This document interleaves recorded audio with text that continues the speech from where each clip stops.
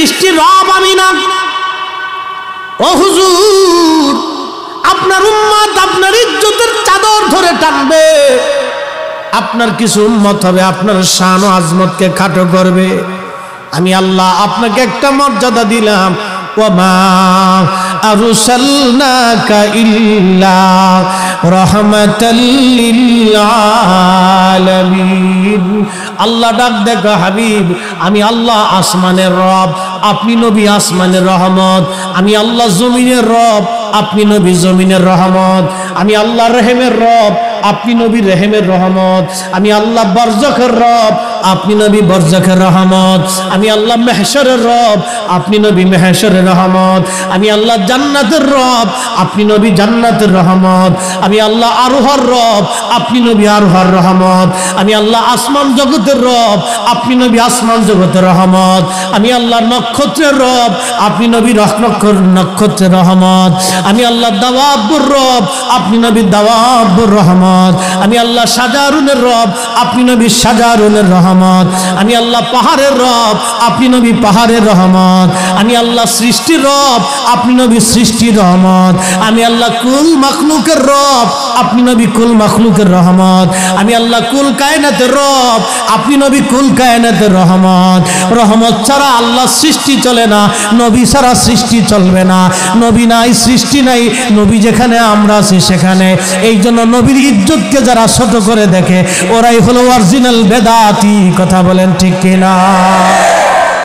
এ বাবা মুসলমান, খুবই মনোযোগ। পরিবহনের ভাইরা, এই মাহফিলটা তারা সাজিয়েছেন, উদ্দেশ্য হলো নবীজির আগমনে খুশির উপলক্ষে মাহফিল। নবী পাইয়া মাহফিল, কি পাইয়া? নবী পাইয়া মাহফিল। দেখি হাদিসে নববীতে এরকম মাহফিল সাহাবীরা কোনোদিন দিছে কিনা আমাদের জানা দরকার। ওরা শুধু এত বছর বলছে, সাহাবীরা করে না, আমরা করব কেন? আজকে প্রমাণ হয়ে যাবে সাহাবীরা করছে কিনা। সুনানুন নাসাই কিতাবুল আদাব 5426 নম্বর হাদিস। পৃথিবীর সব আলেমরা বলছেন হাজা হাদিসুন সহিহুল ইসনাদ, এই হাদিসের সনদ সহিহ। হযরতে ওয়ান নবী সাইদিন খুদরি রাদিয়াল্লাহু আনহু قال قال معاوية رضي الله عنه إن رسول الله صلى الله عليه وسلم خرج على حلقة من يعني صحابه। একবার জোরে বলা যাবে কি মারহাবা? আল্লাহ ডেকে বলে, মুসা রে কিছু কি বুঝো? মুসা ডাক দে বলে, আল্লাহ কিছুই বুঝলাম না।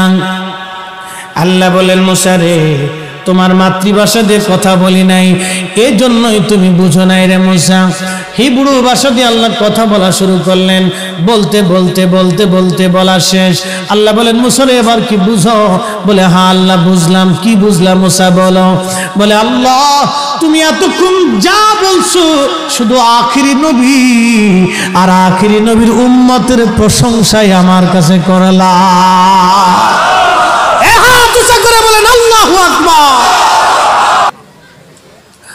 ও মুসলমান, খুবই মনোযোগ দিয়া শুনিয়া যান।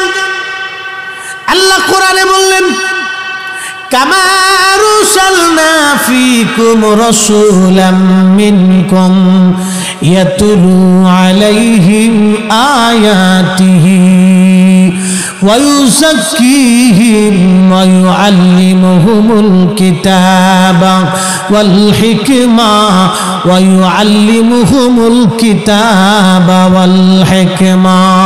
একবার জোরে বলা যাবে কি মারহাবা?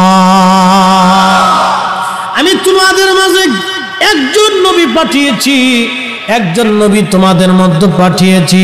তিনি কোরআন শরীফের আয়াতগুলি তোমাদের সামনে তেলাওয়াত করে শোনাবে।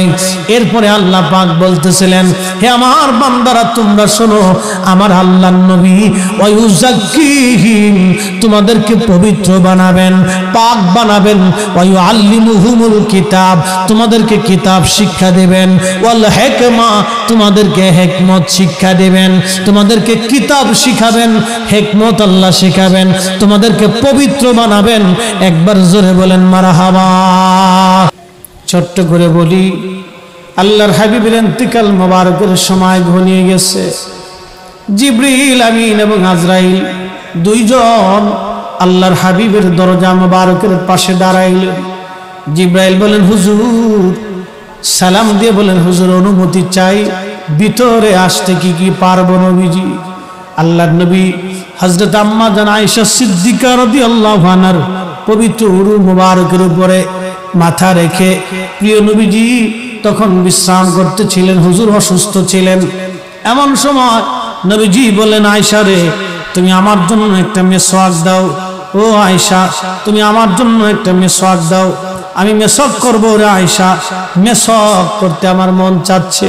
বলে হুজুর আপনি তো অসুস্থ, এই অবস্থায় যদি আপনি মেসওয়াক করেন কষ্ট হবে। হুজুর কিভাবে আপনি মেসওয়াক চাবাবেন? আম্মাজানকে নবী বললেন, আয়েশা রে, তুমি একটা মেসওয়াক চিবি আমার কাছে দাও, তোমার ওই চিবানো মেসওয়াকটা দিয়ে আমি নবীজি মেসওয়াক করতে চাই।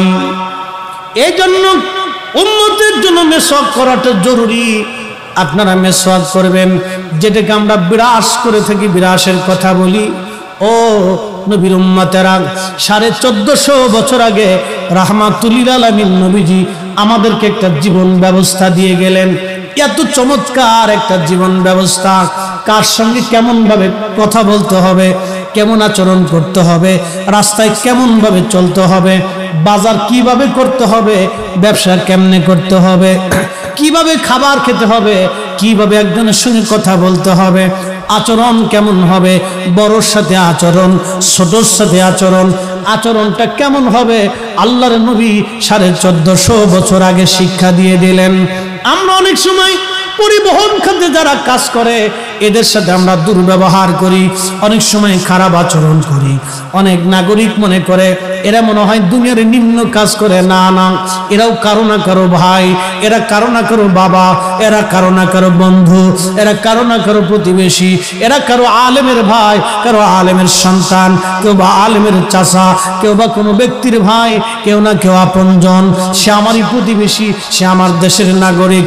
ওনার সঙ্গে যদি আপনি সুন্দর আচরণ করেন, তো এই আচরণের কারণে মানুষের জীবন পরিবর্তন হয়, কথা পরিবর্তন হয়, আচরণের জন্য মানুষের ঝগড়া হয়, আচরণের জন্যই আবার বন্ধুত্ব হয়, জবানের কারণে ঝগড়া হয়, জবানের কারণে বন্ধুত্ব হয়, জবানের কারণে বাজান মানুষ চেনা যায়। এই জবান দিয়ে অনেক কিছুই করা যায়, অনেক কিছুই জবান দিয়ে আদায় করা যায়। এই জবান দিয়ে ফায়সা কথা হয়, এই জবান দিয়ে কোরআন তেলাওয়াত হয়, এই জবান দিয়ে নবীর শান হয়। খুব মনোযোগ দিবেন বন্ধুগণ। আল্লাহর হাবিব রাসূল করিম সাল্লাল্লাহু আলাইহি সাল্লাম বলেন, আয়েশা আমাকে একটা মেসওয়াক দাও। হুজুর মেসওয়াক করলেন। মেসওয়াক করার পরে জিবরিল আমিন আসলেন। জিবরিল আমিন এসে বলেন, হুজুর অনুমতি চাই। হযরত রাসূল খোদা অনুমতি দিলেন। আজরাইল আলাইহিস সালাম এসে সালাম দিলেন। এমন সময় আল্লাহর নবীকে জিবরাইল আমিন বলতেছিলেন, হুজুর আপনার কাছে কেমন লাগে? যদিও আল্লাহ রাব্বুল আলামিন সব জানেন, তারপরেও আল্লাহ খোঁজ নিতে বলেছেন আপনার কাছে কেমন লাগতেছে। হুজুর আপনার কুশল বিনিময় করার জন্য আমি আসছি। হুজুর আপনার খবরটা আল্লাহর কাছে বলে দিতে চাই, কেমন আপনার কাছে লাগতেছে। আল্লাহর নবীজি ডাক দিয়ে বলেন, জিবরাইল রে, আমার কাছে একটু অসুস্থতা লাগে, খারাপ লাগতেছে, আমি তেমন দেখতে ভালো নেই। আল্লাহর নবী জিবরাইল আমিন আল্লাহর দরবারে চলে গেলেন। চলে যাওয়ার পরে আবার ফেরত আসলেন। ফেরত আসার পরে আজরাইল আমিন এসে বললেন, ইয়া নবী আল্লাহ, আপনি যদি অনুমতি দেন তাহলে আপনার জান আমি কবজ করব, আর যদি অনুমতি না দেন, যতদিন পর্যন্ত আপনার থাকতে মন চায় ততদিন পর্যন্ত আপনি দুনিয়ার মধ্যে থাকবেন। হুজুর আপনার ইচ্ছা অনুযায়ী হায়াত হবে।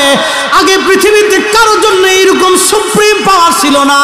আপনি নবীর আগে কারো নাই, আপনি নবীর পরে কারো নাই, আপনি নবীর কাছে একমাত্র অনুমতি নেওয়ার জন্য আল্লাহ আমাকে বলেছেন, হুজুর আপনি যদি বলেন জান কবজ হবে, আর আপনি যদি না বলেন আপনাকে রেখে চলে যাব।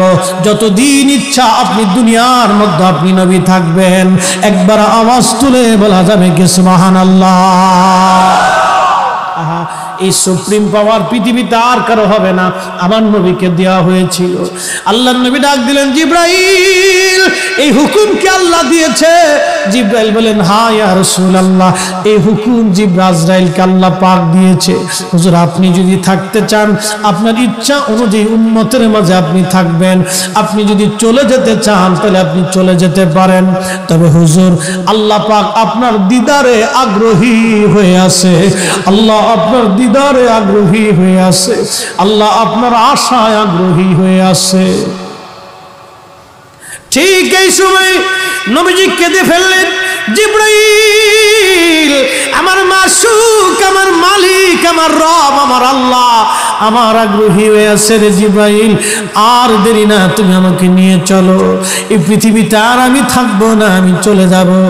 এমন সময় আজরাইল আলাইহিস সালাম আল্লাহর হাবিবের বক্ষ বরাবর হাত রাখলেন জান কবজ করার জন্য। বক্ষ মোবারকে হাত রাখার পরে নবীজি কেঁদে উঠলেন, আজরাইল রে, জান কবজ করা এত কষ্ট আগে জানতাম না। আজরাইল আমাকে একটু আসানের সাথে তুমি জান কবজ করো। আজরাইল বললেন, হুজুর আসমানের নিচে জমিনের উপরে আপনার চাইতে সহজভাবে জান আমি কারো কবজ করি নাই। আল্লাহ আমার উপরে করা নির্দেশ, আমার হাবিবের জান কবজ হবে সবচেয়ে বড় আসানে। হুজুর আমি যদি আপনাকে আসানে জান কবজ না করি, নবী গো আল্লাহর লানতে আমি ধ্বংস হয়ে যাব। ইয়া নবী আল্লাহ, আমি সেই ভয়ে আপনাকে আসানের সাথে জান কবজ করতেছি। হুজুর গো আপনি নবীর আগে এবং পরে এত আসানে কারো জান কবজ হয় নাই, হবে না। আল্লাহর নবী ডেকে বলে, আজরাইল জান কবজ এত কঠিন, এত কঠিন, আমার কাছে কষ্ট হয়, একটা অনুরোধ তোমার কাছে করে দেয় আজরাইল, আমার উম্মতের জান কবজটা তুমি সহজে কইরো। আমার উম্মত গুনাহগার, আমার উম্মত পাপী, আমার উম্মত গুনাহগার, আমার উম্মতের জানটা তুমি আসানের সাথে কইরো। আমরা যে তার আদরের উম্মত কয়দিন কেন্দেছি, রসুল আমার আল্লাহর হাবিব আখেরি নবী,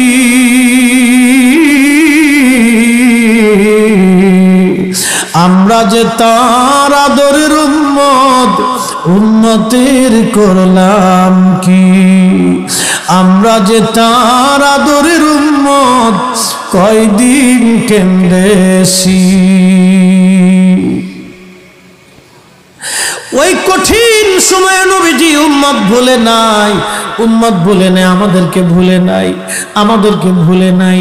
আমরা উম্মত হয়ে নবী ভুলছি, উম্মত হয়ে নবীর আদর্শ ভুলে গেছি, উম্মত হয়ে নবীর চরিত্র ভুলে গেলাম, উম্মত হইছি নবীর আদর্শ বুকে ধারণ করতে পারি নাই, উম্মত হইছি নবীর আদর্শ বুকে নিতে পারি নাই, উম্মত হইছি নবীজির চরিত্র আমাদের হৃদয়ে ধারণ করতে পারি নাই, উম্মত হইছি নবীর সুন্নতের রঙে রঙিন হতে পারি নাই, উম্মত হইছি নবীর ভালোবাসা বুকের মধ্যে নিতে পারি নাই। প্রিয় মুসলমান, খুবই মনোযোগ, এই সময় নবী উম্মত ভুলে যাই নাই, আমরা উম্মত নবী ভুলে গেলাম, নবী ভুলে গেলাম। এজন্য ভাইরে বলি, পৃথিবীর সব মানুষ আমাকে আপনাকে ভুলে যাবে, সন্তান বিদায় জানায় চলে আসবে, বন্ধুরা বিদায় জানায় চলে আসবে, বিবি কাঁদতে থাকবে, স্বামী থাকলে হয়তো আমার জন্য উপকার হতো, আজকে স্বামী নাই, বাচ্চাদেরকে নিয়ে কি করব? বিবি নিজের চিন্তায় কাঁদবে, কিন্তু আমার চিন্তায় কেউ কাঁদবে না। বন্ধুরা বিদায় জানায় চলে আসবে, 50-100 বছর পরে কবরের ঠিকানা পর্যন্ত হারায় যাবে। আহা, 2 মাসের মধ্যে গোশতগুলি মাটির সাথে মিশে যাবে, 1 বছরের ভিতরে হাড্ডিগুলি মাটির সাথে মিশে যাবে। কে সেই দিন আপন হবে রে? কে সেই দিন আপন হবে? নবী নবী নবী নবী নবী নবী নবী সারাও পায় নাই, নবী সারাও পায় নাই, নবী সারাও পায় নাই। আমার হুজুর হযরত পীর কেবলাদান হুজুর মাঝে মধ্যে একটা শের গাইতেন, যার কারণে জগত সৃজন রে দেখো চন্দ্র সূর্য তারা শূন্য ভরে, যার কারণে জগত সৃজন রে। দেখো চন্দ্র সূর্য তারা শূন্য ভরে, আসে অচল চল ধরা ধরে, নবী পদবিনে ভাব সবই মিশে। এসব গম্বদ বলে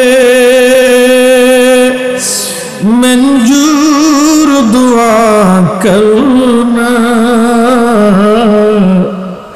जब वक्त न जाए आका दीदार आता कर, दीदार आता कर। मैं कब्र अंधेरी में घबराऊंगा जब तन्हा, इमदाद मेरी करुणे आजाना रसूल अल्लाह, इमदाद मेरी करुणे आजाना रसूल अल्लाह। रोशन मेरी तुरबत को लिल्लाह जरा करना, जब वक्त न जाए आका दीदार आता करना, दीदार आता करना। ए शब्द गंबद वाले मंजूर दुआ करना, जब वक्त न जाए आका दीदार अता करना, दीदार अता करना, दीदार अता करना।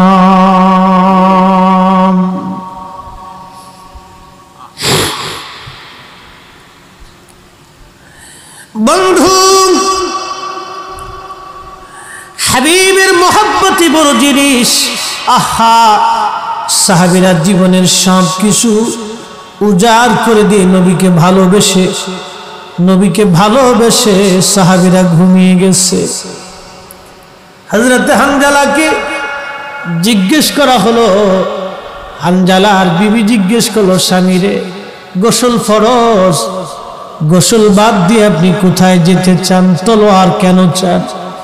হানজালা জবাব দিল, বিবিরে শুনছি কে জানি মদিনার রাস্তা দিয়ে বলে যায় নবী নাকি উহুদে শহীদ হয়ে গেছে। নবী নাই, আমার বেঁচে থেকে লাভ কি? নবী নাই, জীবন গড়ে লাভ কি? নবী নাই, সংসার করে লাভ কি? বুঝতেই তো পারছেন একজন সাহাবীর কলিজার ভিতরে নবীর প্রেম কি জিনিস। বিবিরে, নবী নাই, বেঁচে থেকে লাভ কি? নবী নাই, জীবন করে লাভ কি? নবী নাই, সংসার করে লাভ কি? বিবিরে বিদায় দাও, কোনদিন আর দেখা হবে না গো, ক্ষমা করে দিও, হক আদায় করতে পারি নাই, মাফ করে দিও, দুনিয়াতে আর দেখা হবে না, মেহশরের দিনে দেখা হবে রে বিবি। নবীর মোহাব্বত নিয়ে সাহাবী উহুদের ময়দানে চলে আসলেন দৌড়াইয়া। মদিনাতুল মুনাওয়ারা থেকে উহুদের পাহাড় দেখা যায়, দৌড়ায় আসতে মাত্র 20 মিনিট সময়ের দরকার ছিল। গোসল করে আসতে পারতেন হানজালা, গোসল সেরে হযরত হানজালা চলে আসলেন উহুদের ময়দানে। লড়াই করে করে শহীদ হয়ে ঘুমিয়ে গেলেন ময়দানে। সারা মদিনায় সংবাদ হয়েছে হানজালা শহীদ হয়ে গেছে। হানজালার বিবি দৌড়ায় আসছে, উহুদের ময়দানে এসে দেখে নবীজি বসে বসে কাঁদতেছিলেন। সালাম দিয়ে বলেন, হুজুর সবার লাশ বিনা গোসলে দাফন দিয়েন, কিন্তু আপনার হানজালার লাশ গোসল ছাড়া দিবেন না নবী, আপনার হানজালা নাপাক। কেন রে হানজালার বিবি, কি জন্য হানজালা? তোমাদের না কাল বিয়ে হয়েছে? হানজালা কোথায়? বলে হুজুর কে জানি মদিনায় সংবাদ দিয়েছে আপনি নাকি উহুদের শহীদ। এই কথা শোনার পরে আপনার হানজালা তলোয়ার হাতে নিয়ে বিনা গোসলে সব কিছু ফেলে দিয়ে এই ময়দানে আজকে এসে ঘুমায় গেছে। হুজুর সবার লাশ বিনা গোসলে দাফন দিবেন, আপনার হানজালার লাশ গোসল সারা দেবেন না গো নবীজি। আল্লাহর নবী ডাক দিয়ে বলেন, সাহাবীরা তাকায় দেখো রে আমার হানজালার লাশ কোথায়? সারা উহুদে তন্ন তন্ন করে খুঁজে দেখা হয়, হানজালার লাশ খুঁজে পাওয়া যায় না। জিবরাইল আমিন এসে বলেন, হুজুর হানজালার লাশ নিয়ে চিন্তা করবেন না, আসমান জগতে রহমতের ফেরেশতারা আপনার হানজালাকে নিয়ে হাউজে কাউসারের পানি দিয়ে গোসল দেওয়া পবিত্র বানাইয়া দুনিয়াতে পাঠাইতেছে।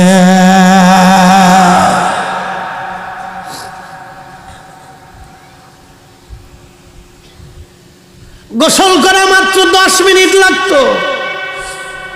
গোসল করেন নাই আইব, আল্লাহ ধরে নাই আইব নাই। নবীর প্রেমের কোনো আইব নাই, নবীর প্রেমের কোনো আইব নাই, নবীর ভালোবাসার কোনো আইব নাই, দোষ নাই। ভাই তো বেদাতের মাসালা দিছে, নবীর দাঁড়ায় সালাম দিবেন দলিল দেন। আচ্ছা কোরআন শরীফ মাঝে মধ্যে আমরা চুমা লাগাই, মাথায় দিই, বুকে ধরে রাখি, প্রশ্ন করি মুফতি কোরআন চুমা দেওয়ার দলিল দাও।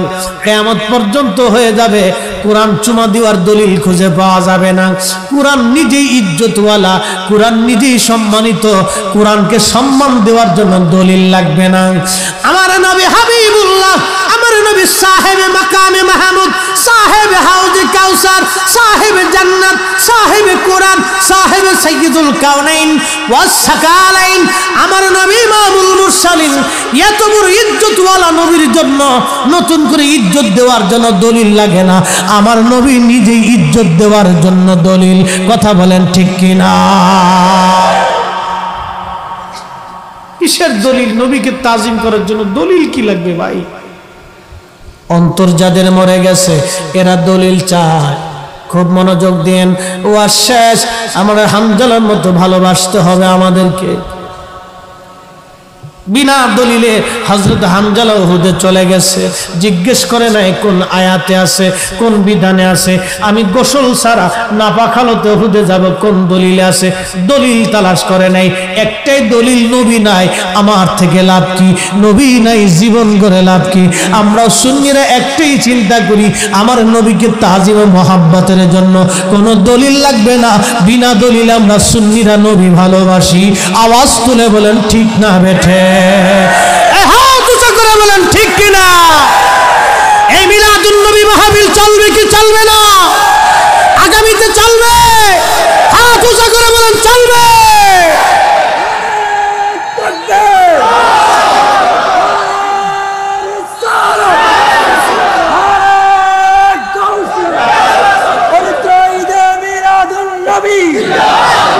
মিলাদুন নবী জাকারে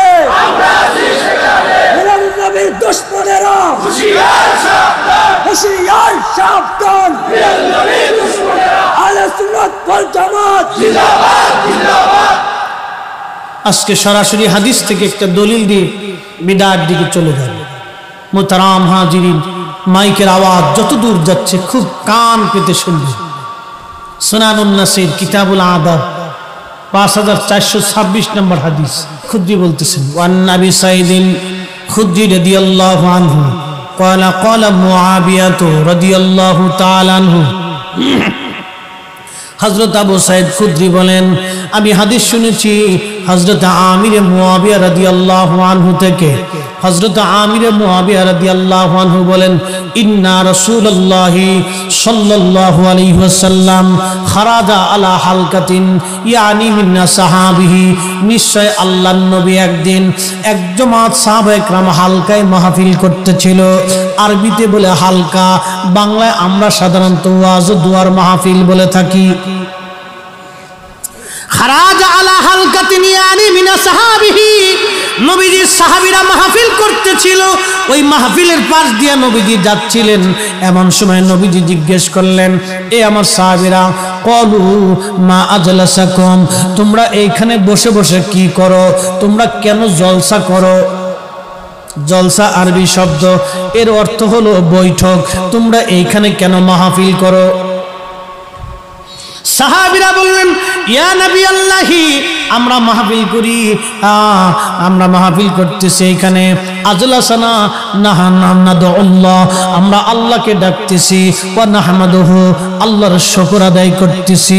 হুজুর, আমরা এখানে দুই কারণে বসছি।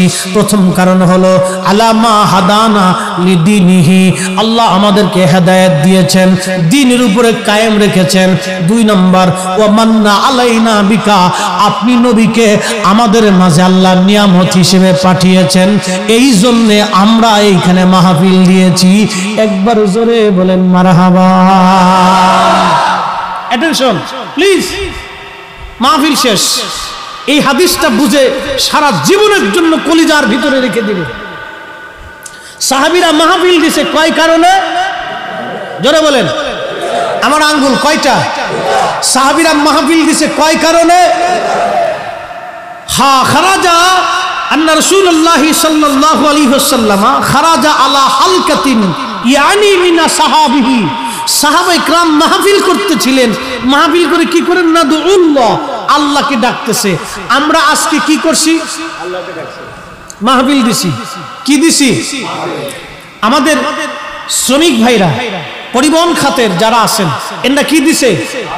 কেন? নবী পাইয়া। কি পাইয়া? যারা বলেন কি পাইয়া? কি সাজাইছে? মাহফিল। সাহাবীরা কি দিছে? কথা কন না কেন? হালকা, আরবিতে বলে হালকা, বাংলা বলে মাহফিল। আমরা সাধারণত মাহফিল বুঝি। তো সাহাবীরা মাহফিল দিছে। মাহফিল দেওয়ার পরে কি করতেছে? নাদুল্লাহ, আল্লাহকে ডাকতেছে। তা আমরা কারে ডাকছি? জোরে বলতে হবে। ওয়া নাহমাদুহু, আমরা আল্লাহর হামদ করতেছি। সাহাবীরা হামদ করছে, আল্লাহর প্রশংসা গুণকীর্তন করতেছে। আমরাও আজকে আল্লাহর গুণকীর্তন করতেছি। কথা ঠিক কি না? তাহলে সাহাবীদের মাহফিলের সাথে আমাদের মাহফিলের মিল আছে না নাই? আচ্ছা, এরপরে সাহাবীরা দুই কারণে মাহফিল দিছে। প্রথম, আলামা হাদানা লিদ্দীনিহি, প্রথম কারণ হলো আল্লাহ রাব্বুল আলামিন সাহাবায়ে কেরামকে দ্বীনের উপরে কায়েম এবং দায়েম করেছিলেন। আল্লাহ আমাদেরকে দ্বীন দিয়েছেন, হেদায়েত দিয়েছেন, এজন্য সাহাবীরা মাহফিল দিয়েছেন। দুই নম্বর কারণ হলো ওয়া মান্না আলাইনা বিকা, আল্লাহ তার রাসূলকে আমাদের মাঝে নিয়ামত হিসেবে পাঠাইছেন। সাহাবীরা বলতেছে, হুজুর, দুই নম্বর কারণ হলো ওয়া মান্না আলাইনা বিকা, আপনি নবীকে আমাদের মাঝে আল্লাহ নিয়ামত হিসেবে পাঠিয়েছেন। ওই নিয়ামতের জন্য, ওই নবী নামক নিয়ামত পাইয়া আমরা সাহাবীরা মাহফিল দিছি, আল্লাহরে ডাকতেছি, আল্লাহর হাম গুণকীর্তন আমরা করতেছি। তা আমরা সুন্নিরা পবিত্র ঈদে মিলাদুন নবী, মিলাদুন নবী মানে নবীর আগমন, নবীজির তশরিফ, হুজুরে কারীম ওই দিন তশরিফ নিয়েছিলেন, আগমন করেছিলেন সশরীরে মানুষ রূপে, এজন্য এটাকে মিলাদুন নবী বলা হয়। ঈদে মিলাদুন নবী মানে নবীজির আগমনে খুশি হইয়া আমার পরিবহন শ্রমিক ভাইরা সম্মিলিতভাবে উলামায়ে কেরামদেরকে নিয়া, নেতৃস্থানীয় ব্যক্তিবর্গদেরকে নিয়া, ওই সাহাবীরা ওই দিন যেই রকম মান্না আলাইনা বিকা নবী পাওয়ার কারণে মাহফিল দিয়েছিল, আমার এই পরিবহনের ভাইরাও নবী পাওয়ার কারণে আজকে মাহফিল সাজাইছে। কথা বলেন ঠিক না বেঠে? সাহাবীদের নিয়তের সাথে আমরার নিয়তের মিল আছে না নাই? সাহাবীদের মাহফিলের সাথে আমরার মাহফিলের মিল আছে না নাই? যদি মিল হয় তাহলে বেদাত না ইবাদত? বেদাত না ইবাদত? বেদাত না ইবাদত? এরপরে নবীজি জিজ্ঞেস করলেন, সাহাবীরা তোমরা কসম করো, তোমরা কসম করো যে তোমরা এই কারণেই বসছো। সাহাবীরা বললেন, ওয়াল্লাহু মা আজলাসানা ইল্লা যালিক, হুজুর আল্লাহি, আল্লাহর কসম করে বলতেছি, আমরা সাহাবীরা শুধু এই কারণেই বলছি। তার মানে সাহাবীরা দুই কারণে মাহফিল দিত, একটা কারণ নবী পাইয়া আর একটা কারণ হেদায়েত পাইয়া। আমরা সুন্নিরা মাহফিল নবী পাইয়াও দেই, হেদায়েত পেয়েও দেই। আমরা ওয়াজ দুয়ার মাহফিলও দেই, মিলাদুন নবী মাহফিলও দেই, নবী পাইয়াও দেই, সারা বছর ওয়াজ দুয়ার মাহফিলও দেই। কি কথা কন না কেন, দেন না? তাহলে আমরা সাহাবীদের সাথে মিল আছে না নাই? বেদাত নাই ইবাদত, বেদাত নাই ইবাদত। এরপরে আল্লাহ নবী বলতেছেন তোমরা কসম করো। সাহাবীরা কসম করলো। প্রিয় নবী আমার দিকে বললেন, সাহাবীরা রে, কসম করাইছি এই জন্য যে তোমাদেরকে তহমত দেওয়ার জন্য না, তোমরা মিথ্যা বলতেছো সেই জন্য না রে সাহাবীরা, কসম করাইলাম এই জন্য। সাহাবীরা রে, আতানি জিবরিল আলাইহিস সালাতু ওয়াসসালাম ফাখবারানি, জিবরিল আলাইহিস সালাম আমার কাছে আসলেন, আমার একটা খবর জানাইলেন, সুসংবাদ জানাইলেন।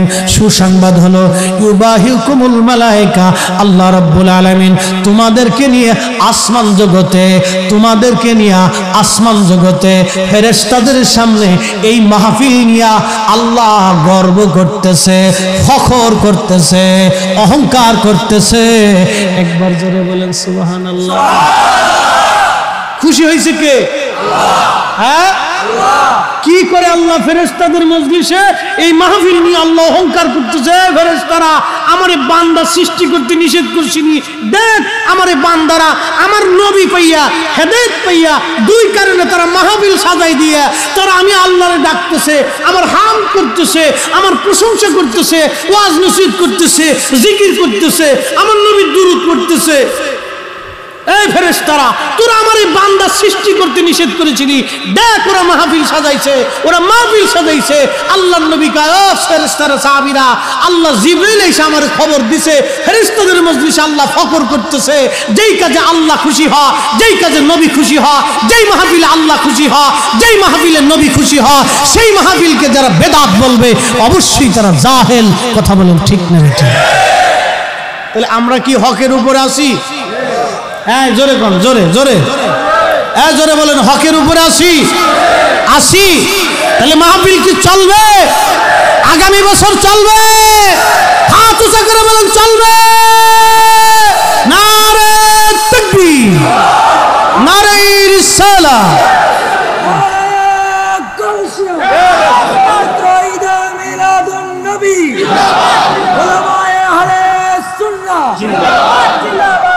কষ্ট হচ্ছে? তাহলে আমরা হকে আসি না বেহকে আসি? হ্যাঁ, তো বুঝে যাবেন। ওয়াজ শেষ, সারা রাত তাফসীর করলে সারা রাত চলে যাবে। মোহতারাম হাজিরিন, আল্লাহর হাবিবের মহব্বতটা হলো সবচেয়ে দামি একটা ইবাদত। পৃথিবীর যুগে যুগে ওলিরা ওলি হয়েছে নবী ভালোবাসে। কথা ঠিক কিনা? ভালোবাসাটা দুই ধরনের, একটা হলো জাতি আর একটা হলো সিফাতি। একটা জাতি আর একটা সিফাতি। জাতি মহব্বত কি? রাসূল করিমের শান ও আজমত ইজ্জতে কেউ যদি হাত দেয়, কিছু মানুষ আছে দেখবেন রিকশাওয়ালা, দিন মজুর, সে বুঝে না, লেখাপড়া কম, লেখাপড়া কম আছে, কিন্তু নবীর ইজ্জতে চাদর ধরে টান দিলে সে আর সহ্য করতে পারে না। কেন? এটা মানতাম না। কি কথা কর না কেন? হ্যাঁ, আল্লামা ইমাম আহমদ ইয়ার খান নাইমি রহমতুল্লাহ আলাইহি একটা কওল লিখছিলেন, আমার এই কওলটা মনে পড়ে গেল ওনার কিতাবের ভিতরে। খ্রিস্টানকে জিজ্ঞেস করেন, এ খ্রিস্টান, তোমার নবী কেমন? খ্রিস্টান জবাব দেবে, এই আমার নবী ঈসা কত বড় নবী জানো? আমার নবীর একটা মুজিজা ছিল, সে কবরের পাশে দাঁড়ায় যদি বলতো কুম বিসমিল্লাহ, হে মরা জিন্দা হয়ে যাও, 1000 বছরের আগের মরা কবরের ভিতর থেকে জিন্দা হয়ে লাভ দিয়ে দাঁড়ায় গেছে। ইহুদিকে যদি জিজ্ঞেস করে, ইহুদি তোমার নবী কেমন বল? তো ইহুদি জবাব দিবে, শুনছ আমার নবী মুসা কত বড় পাওয়ার আলা নবী জানো? আমার নবী আল্লাহর সাথে কালাম করতো, হাতে একটা লাঠি ছিল, সাইডে দিলে বিরাট বড় সাপ হয়ে যেত, নদীর মধ্যে বাড়ি দিলে রাস্তা হয়ে যেত, পাথরের মধ্যে বাড়ি দিলে ঝর্ণার সৃষ্টি হতো। জানো আমার নবী কত বড় নবী? আল্লাহর নবী আমাদের নবীর উম্মতকে যদি জিজ্ঞেস করেন, ও নবীর উম্মত তোমার নবী কত বড় বলো তো? আর উম্মাত যদি সুন্নি হয় তাহলে কইব বড়, আর যদি নজদি হয় তাহলে কইব আমরার মতো। কি কথা খারাপ বেশি? নজদি তো কইব আমরার মতো, আমরার মতো।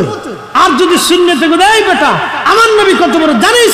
আমার নবীকে আল্লাহ পাক নিতে নিতে নিতে নিতে নিতে নিতে সপ্তম আসমানের উপরে সিদরাতুল মুনতাহা উফুকিল আলা নিতে নিতে এত উপরে নিছে, বিমা লা ইয়ালামুহু ইল্লাল্লাহ, আল্লাহ ছাড়া আর কেউ জানে না। একসাথে জোরে বলা যাবে না আল্লাহু আকবার? বুঝে কবরে যাওয়া লাগবে ভাই, একদিন কবরে চলে যাওয়া লাগবে, আল্লাহর আদালতে দাঁড়াইতে হবে, মেহশরের মাঠে আল্লাহর সামনে দাঁড়াইতে হবে, হিসাব কি দিব একটু বুঝে যাওয়া লাগবে বন্ধু। কবরে চলেই যাওয়া লাগবে, যেহেতু যাওয়াই লাগবে দুইটা জিনিস নিয়ে যাওয়া লাগবে। আল্লাহ বলেন ইন্নাল্লাযীনা আমানু ওয়া আমিলুস সালিহাতি উলাইকা হুম খায়রুল বারিয়া। ইন্নাল্লাযীনা আমানু, নিশ্চয় যারা ঈমান আনছে, ওয়া আমিলুস সালিহাতি উলাইকা হুম খায়রুল বারিয়া, এবং ঈমান অনুযায়ী যারা নেক আমল করেছে, ভালো কাজ করেছে, ভালো আমল, ভালো আমল, ভালো কাজ, ভালো কাজ, ভালো কাজ, সারা জীবন ভালো কাজ করে যাবেন। ভালো কাজ খালি টুপি মাথায় দিয়ে রাস্তায় ঘোরার নামই ভালো কাজ না, টুপি মাথায় দিয়ে রাস্তায় ঘোরার নামই ভালো কাজ না। আমার নবীর শত্রু ছিল একজন, এই বুড়ি সারা জীবন নবীরে গাল গালাইছে। বুড়ি একদিন রাস্তা দিয়ে বড় গাড়টি নিয়ে হেঁটে যাচ্ছে, চিন্তা করলো মুহাম্মদ যেই দেশে আছে সেই দেশে আর থাকবো না। আল্লাহর নবী সামনে পড়ে গেলেন, বুড়ি গাইলেইতেছে এদেশে মুহাম্মদ আইছে, মুহাম্মাদের জ্বালায় শান্তি নাই, চলে যাবো এদেশে আর থাকবো না। আল্লাহর নবী ডাক দেয় বলেন, বুড়ি মা বুঝছি তো তোমার বিরাট বড় যন্ত্রণা, তাহলে একটা কাজ করো বুড়ি মা, তোমার ওই গাড়টিটা আমার মাথায় দাও, আমি তোমরা আগায় দিয়ে আসি। আল্লাহর নবী বুড়ির গাড়টি মাথায় নিলেন, বুড়ি গাল ফাটতেছে, আমার নবী শুনতেছে। একবার জোরে বলা যাবে কি মারহাবা? তিনার নাম নবী। শত্রু গাইলে শত্রুর বুকসা নবীজি মাথায় নিয়ে হাঁটতেছে। যখন বাড়িতে গেলেন, বুকসা বাক্সি নামাইলেন, তখন বুড়ি ডাক দেখায়, রে যুবক কে তুমি? আমার গাড়টি বুকসা নিয়ে আমার বিরাট বড় উপকার করলাম এই বৃদ্ধ বয়সে। আল্লাহর নবী ডাক দিয়ে বলেন, বুড়িমা আমার পরিচয়টা কি তোমার দেওয়াই দরকার? বলে হ্যাঁ। কে গো তুমি? তোমার পরিচয় না দিলে কেমন হয়? এত বড় উপকার করলা। নবী আমার মুস্কি হাসি দেয়া বলেন, বুড়ি এতক্ষণ তুমি যারে গাল পারছ, এতক্ষণ তুমি যারে মন্দ বলছো, আমি সেই নবী মুহাম্মদুর রাসূলুল্লাহ সাল্লাল্লাহু আলাইহি ওয়াসাল্লাম। একবার আওয়াজ তুলে বলা যাবে কি মারহাবা? এই চরিত্র যতদিন পর্যন্ত নিতে না পারবো ততদিন পর্যন্ত আমরা মানুষ হতে পারবো না, ঠিক কিনা? মানুষ হতে হবে, মুসলমান হতে হবে। মুসলমান আসলামতু লিরাব্বিল আলামিন। হে যুবক মুসলমান হও, হে যুবক মুসলমান হও, হে তরুণ মুসলমান হও। তোমার এই তজদুদ যৌবনকে তুমি রাসূলের সুন্নাহে কাটাও, তোমার এই জীবনকে তুমি নবীর রঙে রাঙাও। তোমার ভাষায়, তোমার কথায়, তোমার ব্যবহারে, তোমার আচরণে, তোমার চরিত্রে আমার দেশ সুন্দর হবে, আমার রাষ্ট্র সুন্দর হবে, আমার সমাজ সুন্দর হবে, আমার পরিবার সুন্দর হবে। তোমার কাছে আমার বোনের নিরাপত্তা থাকবে, তোমার কাছে আমার জীবনের নিরাপত্তা থাকবে, তোমার কাছে আমার সম্পদের নিরাপত্তা থাকতে হবে। কিন্তু মসজিদের জুতা চুরি বন্ধ হইল না, কই গে যায় যাব কোন দুঃখে। হ্যাঁ বলে আল্লাহ কি বলে চিন্তা করেন তো। আল্লাহ রসুল বুড়ির মাথা বুকসা মাথায় করে হাঁটতেছে, বুড়ি গাল পাড়তেছে, চুমোলা করে মুহাম্মদের জ্বালায় দেশে থাকতে বলে না, থাকবই না, সরিয়ে যাবো দেশ থেকে। নবী হাসি, আহা কি চরিত্র! এই জন্য আল্লাহ বলেন ইন্নাকা লাআলা খুলুকিন আযীম। আযীম, আযীম আল্লাহর জবানের কুদরতি জবানের শব্দ আযীম। আপনি নবীর চরিত্রই মহান। না ছিল এই চরিত্রওয়ালা, না হয়েছে এই চরিত্রওয়ালা, না হবে এই চরিত্রওয়ালা। আমার দেশে বুকে হাত বেঁধে একদল নামাজ পড়ে, ওরা বলে নবী মুহাম্মদের জীবনে ভুল ছিল। হায়রে, নবী মুহাম্মদের জীবনে যদি ভুলই থাকে তাহলে আল্লাহ কেন তার চরিত্রের বেলায় বললেন ওয়া ইন্না লাকা আলা খুলুকিন আযীম? আমার নবীর চরিত্র মহান মহান মহান মহান মহান। নবীর জীবনে কোনো ভুল নাই, কোনো চরিত্রের কোনো কালিমা নাই, কোনো কলঙ্ক নাই। যারা নবীর জীবনের ভুল ধরে ওই হলো অরিজিনাল বেদাতি। কথা বলেন ঠিক না বেঠে? বুঝে নামাজ পড়ো, বুঝে দল করো, বুঝে মত করো। মরতে হবে, আল্লাহর আদালতে দাঁড়াইতে হবে, মেহেশরে আল্লাহর সামনে দাঁড়াইতে হবে। তুমি কি ভেবেছো শুধু আল্লাহর সামনে দাঁড়াবে, নবীর সামনে দাঁড়াবে না? আল্লাহ রসুলের আদালতে দাঁড়াইতে হবে। এত সহজ? আহা, রসুল করিমের সাহাবী হযরতে সালমান ফারসি রাদিয়াল্লাহু আনহু বৃদ্ধ হয়ে গেছে, 250 বছর হায়াত। সুবহানাল্লাহ বলা যাবে ভাই? কত বছর? 250 বছর হায়াত। 250 বছর হায়াত। মৃত্যুর সময় একটা লাঠি, একটা পানির পেয়ালা, একটা খাবারের পাত্র, একটা আবা, একটা পাগড়ি, একটা জুব্বা, বসে বসে কাঁদতেছে কাঁদতেছে। সাহাবায়ে কেরাম বললেন, হুজুর আপনি নবীজির বৃদ্ধ সাহাবী, অনেক লম্বা হায়াত পেয়েছেন, নবীজিও আপনাকে খুব ভালোবাসতেন, আপনি কাঁদতেছেন কেন? হযরত সালমান ফারসি বললেন, দেখো গো, আমার কত সম্পদ জমা হয়ে গেছে, এই সম্পদ নিয়ে আমার মাসুক, আমি আমার নবীর সামনে মেহেশরের মাঠে কেমনে দাঁড়াবো? হাই হাই, কলিজার ভিতরে কি চমৎকার ভয় চিন্তা করতে পারছেন? আমি আমার মাসুকের জবান থেকে শুনেছি, দুনিয়ার থেকে যারা সম্পদ রেখে কবরে আসবে তারা ওই সম্পদের হিসাব আল্লাহর আদালতে দিতে হবে। বলো, আমি আমার রসুলের কাছ থেকে শুনছি, মেহেশরের আদালতে আমি আমার নবীর সামনে কেমনে মুখ দেখাইব? বলো, কত সম্পদ আমার জমা হয়ে গেছে। বলে, হুজুর আপনার কি আছে? বলে, একটা পাগড়ি আছে, জুব্বা আছে, একটা আবা আছে, একটা লাঠি আছে, একটা গিলাস আছে, আর একটা আমার বাসন আছে, কাঠের বাসন। বুঝেন তো এবার কি আছে? যা আমার দেশের একটা ভিক্ষুকের চেয়ে 3 গুণ আছে। একটা লাঠি, আর একটা গিলাস, আর একটা কাঠের গিলাস, আর একটা কাঠের বাসন, আর একটা জুব্বা, আর একটা মাত্র আবা, আর একটা মাত্র পাগড়ি।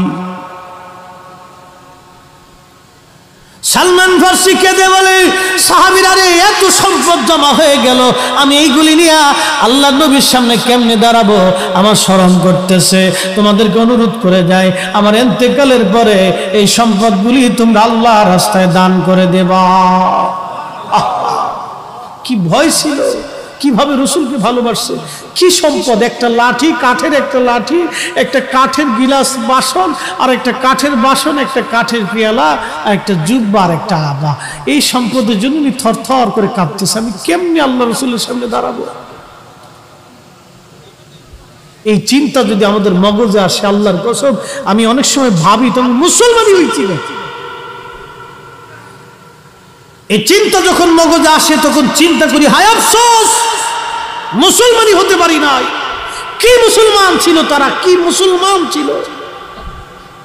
250 বছর একজন সাহাবীর হায়াত, জীবনের কতটা বছর রসুলের দপ্তরে কাটিয়েছে, কতবার মসজিদে নববীতে সেজদার মধ্যে পড়ে কেঁদেছে, সেও পর্যন্ত এইভাবে থরথর করে কাঁপতেছে। তা আমাদের উপায়টা কি হবে? আমরা এখন অন্যের সম্পদ নিয়ে কারাকারি করার চিন্তা করি। আমরা এখনো শ্বশুর বাড়ির দিক তাকাই থাকি, শ্বশুর বাড়িতে কি দিবি? বউ পিটাই, বাপের বাড়িতে আনিস না কেন? ছাগলের 3 নম্বর বাচ্চা। এটা একটা ভিখারি। শ্বশুর বাড়ি থেকে কেউ কিছু আনার জন্য যে বউ পিটায়, এটা হলো একটা ভিখারি। কথা বলেন না কেন? একটা ভিখারি, লজ্জা করা উচিত। মানুষ হয়েছে কেন? শিয়াল কুত্তা হইলে বলে ভিখারি বাচ্চা, বউ পিটায় শ্বশুর বাড়ি থেকে মাল আনার জন্য।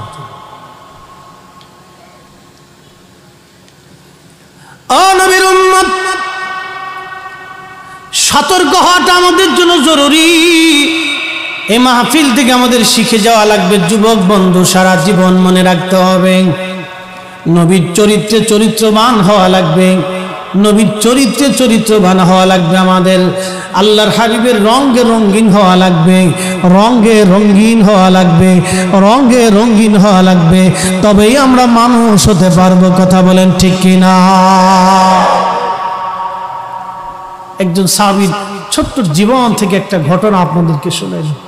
কত বড় জাহিদ ছিলেন, কত বড় আবিদ ছিলেন, যে জীবনের শেষ সম্বলটুকু একবারে আল্লাহ রাস্তায় দিয়ে দিছে, যাও এগুলি নিয়ে আমি আল্লাহর আদালতে দাঁড়াবো, দিয়ে দিচ্ছেন। এই জন্য আমাদেরকে মানুষ হওয়া লাগবে। প্রিয় মুহতারাম, পৃথিবী থেকে আমাদেরকে কবরে চলে যাওয়া লাগবে আজ অথবা কাল। জিন্দেগি তোর যায় রে ফাঁকি দিয়া রে সোনার জিন্দেগি তোর যায় ফাঁকি দিয়া। ও আদমরি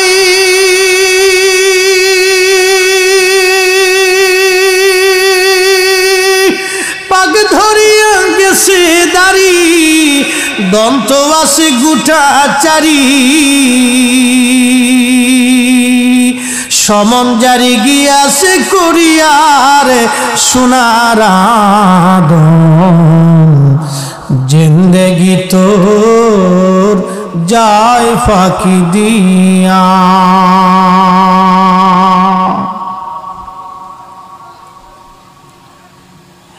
একদিন মাটির ভিতরে হবে ঘরে মন আমার, কেন বাঁধো দালান ঘর, মন আমার কেন বাঁধো দালান ঘর। যদিও কোনো গায়ক বাদ্যের সুরেটা গিয়েছে, কথাগুলো কিন্তু দামি কথা। একদিন মাটির ভিতরে হবে ঘরে মন আমার, কেন বাঁধো দালান ঘর, মন আমার কেন বাঁধো দালান ঘর। মানুষ হওয়া লাগবে, মানুষ। মানুষের মনে কষ্ট দিও না, দুঃখ দিও না, ব্যথা দিও না। অন্যের হক মেরে খাওয়ার চিন্তা করো না, অন্যের সম্পদ কেড়ে খাওয়ার চিন্তা করো না। পৃথিবীতে কোটি কোটি টাকার মালিক যারা 2 কোটি মানুষ হত্যা করেছিল চেঙ্গিস খান সাম্রাজ্য বাঁচানোর জন্য, আজকে চেঙ্গিস খানের কবর খুঁজে পাওয়া যায় না। হালাকু খান 16 লক্ষ মুসলমান ইরাকের বাগদাদে জবাই দিয়েছিল, আজকে হালাকু খানের রাজত্ব দুনিয়াতে নাই। পৃথিবীর বড় বড় সাম্রাজ্য নিশ্চিহ্ন হয়ে গেছে, কিন্তু আল্লাহর সাম্রাজ্য আগেও ছিল, এখনো আছে, আগামীতেও আল্লাহর সাম্রাজ্যই থাকবে। আমার নবীর সাম্রাজ্য আগেও ছিল, এখনো আছে, আগামীতেও নবীর সাম্রাজ্যই থাকবে। নবী সাইয়্যিদুল কাউনাইন, 2 জাহানের সাম্রাজ্যই টিকে থাকবে। কথা বলেন ঠিক না বেঠিক? নবীর সাম্রাজ্যই থাকবে, সব ধূলিসাৎ হয়ে যাবে যদি তাই হয়।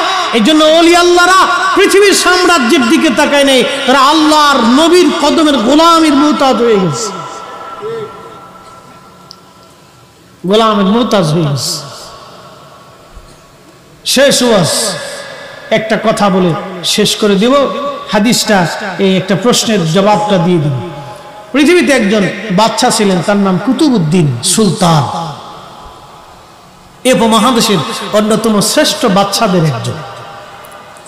হিন্দু মহিলা এসে কুতুবউদ্দিনের কাছে বলতেছে, কুতুবউদ্দিন আপনার কাছে আমার একটা বিচার নিয়ে আসছে। বলেন কি বিচার? বলতেছে আমার ছেলেটা আপনার সেনাবাহিনীতে চাকরি করে, রাষ্ট্রীয় কাজে সে বহু দূরে আছে, আমার ঘরে একটা সুন্দরী বৌমা আছে, কে বা কারা প্রত্যেক দিন রাত্রিবেলা আমার বৌমাকে উত্ত্যক্ত করে।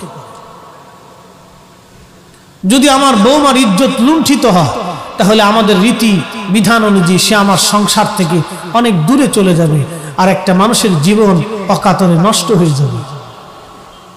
কুতুবউদ্দিন, আমি একজন অসহায় নারী, একটা মা হয়ে তোমার কাছে আসছি, বাদশার দরবারে আমার কোনো শক্তি নেই, তবে হ্যাঁ তুমি যদি আমার এই ফাসলা না করো তবে কুতুবউদ্দিন শোনো হে, আমি একজন মা হিসেবে বলছি, মেহেশরের কঠিন আদালতে তোমার আল্লাহর কাছে আমি তোমার বিরুদ্ধে নালিশ দিব, আমার এছাড়া আর কোনো শক্তি নেই। মহিলা এই কথা বলে চলে গেল। কুতুবউদ্দিন রাহমাতুল্লাহি আলাইহি তিনি তিনার অস্ত্র শস্ত্রে সজ্জিত হয়ে রাত্রিবেলা চলে গেলেন। বেশ কিছুদিন মহিলার বাড়ি নিজে একা একা পাহারা দিতে লাগলেন। মারহাবা বলা যাবে ভাই? আরো জোরে বলে, আরো জোরে। একটা হিন্দুর নিরাপত্তায় যদি আমি মুসলমান হিসেবে না দিতে পারলাম তো মুসলমান হয়েছেন কে? হিন্দু দেখলে খালি নাক ছিটকে বলেন মালায়ন, এটা কে শিখিয়েছে আপনার? আমার দেশের নজদিবাদ উগ্রবাদিতা শিক্ষা দিয়ে দিয়ে আজকে অন্য ধর্মের মানুষের প্রতি আমাদেরকে একটা শত্রু মুখোমুখি বানাই দিচ্ছে। এগুলি কে শিখিয়েছে? এদেশে শাহজালাল ইয়ামানি মুজাররিদ এসেছিলেন, রাষ্ট্রীয় ক্ষমতা তার হাতে ছিল, ইচ্ছা করলে সমস্ত প্রতিমার মন্দির ভেঙে দিতে পারতেন, প্রতিমা পূজা বন্ধ করে দিতে পারতেন। উনি তা করেন নাই। প্রতিমার পূজা সে, তার পূজা অর্চনা সে করবে। 360 জন ওলিকে বিভিন্ন জায়গা পাঠিয়ে দিয়ে মানুষকে আল্লাহর দ্বীনের দিকে দাওয়াত দিয়েছেন। কথা বলেন ঠিক না বেটে? আমাদেরকে দিন দিন খালি উগ্র বানাচ্ছে। হযরতে কুতুবউদ্দিন রাহমাতুল্লাহি আলাইহি রাত্রিবেলা বসে আছে, দুষ্কৃতিকারী হঠাৎ আসছে। মহিলা চিৎকার দিয়ে উঠলেন, কে আছো? আমার বৌমার ইজ্জত বাঁচাও। দুষ্কৃতিকারী আবার আসছে। আগের যুগে রাজা বাদশারা তো খুব রণকৌশলী ছিল। তো কুতুবউদ্দিন রাহমাতুল্লাহি আলাইহি ওটাকে ধরে ফেললেন। ধরে ফেলে গলার মধ্যে তলোয়ার চাপ দিয়ে ধরছে। ওই বুড়ির বাড়িতে বাতি জ্বলতেছিল। কুতুবউদ্দিন বললেন, বুড়িমা আমি কুতুবউদ্দিন এসে গেছি, নিশ্চিন্তে থাকেন, আপনার বাতিটা বন্ধ করেন তাড়াতাড়ি। বাতি বন্ধ করার পরে বলেন বাতিটা আবার একটু জ্বালান। জ্বালানোর পরে কুতুবউদ্দিন কাকি রাহমাতুল্লাহি আলাইহি গর্দান কেটে ফেলে দিয়েছে। চেহারা দেখে বলতেছে আলহামদুলিল্লাহি রাব্বিল আলামিন। বুড়িমা তাড়াতাড়ি আমাকে এক পেয়ালা পানি দেন, বড় তৃষ্ণা লাগছে আমার।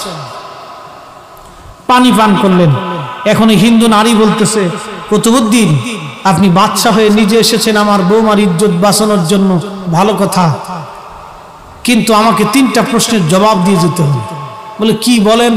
প্রথম প্রশ্ন, আপনি আমাকে বাতি নিভাইতে বললেন কেন? দ্বিতীয় প্রশ্ন, বাতি জ্বালাইতে বললেন, জ্বালানোর পরে আলহামদুলিল্লাহ বললেন কেন? 3 নম্বর প্রশ্ন, আমি হিন্দুর বাড়িতে আপনি পানি পান করলেন কেন? আমাদের দেশে অনেক হিন্দুরা আবার মুসলমান দেখলে হিংসা করে, আছে অনেক। কি সব এই সমস্ত ধর্ম বানাইছে বুঝলাম না কিছু। অথচ মিষ্টি কিন্তু ওনাদের দোকানেরটাই আমরা কিনে খাচ্ছি। কি কথা কর না কেন? ব্যবসা তো একসাথেই করতেছি, ব্যবসা তো একসাথেই করি। ক্রিকেট খেলা আর ফুটবল খেলা একসাথেই তো খেলি, মনোযোগ দিয়ে। তো কুতুবউদ্দিন বলতেছে আমি 3টা প্রশ্নের জবাব দিই। প্রথমত, দুষ্কৃতিকারীকে যখন আমি ধরলাম তখন আমি তার গলার মধ্যে তলোয়ার চেপে ধরছি। আমি জানি ওর দেহ থেকে মাথা কেটে না ফেললেও আবার আপনার বৌমার ইজ্জত লুণ্ঠনের জন্য আসবো, আসক্ত হয়ে পড়ছে, ওকে আজকে মেরেই ফেলতে হবে। আর বাদশা হিসেবে আমার অধিকার আছে। আমি চিন্তা করলাম ওকে আজকে শেষ করে দিব। দ্বিতীয়বার আমার প্রশ্নের উদয় আসলো, যদি আমার ছেলে হয়, যদি আমার ভাতিজা হয়, যদি আমার ভাগিনা হয়, যদি আমার বন্ধু হয়, যদি আমার আত্মীয় হয়, তোর চেহারা দেখলে আমার মায়া লাগতে পারে, ওকে যদি আমি ছেড়ে দেই তো আল্লাহর আদালতে আমি আসামি হয়ে যাব, স্বজন প্রীতির মামলায় পড়ে যাব আল্লাহর কাছে। আজকে কোনো ছাড় হবে না। একসাথে বলা যাবে না আল্লাহু আকবার।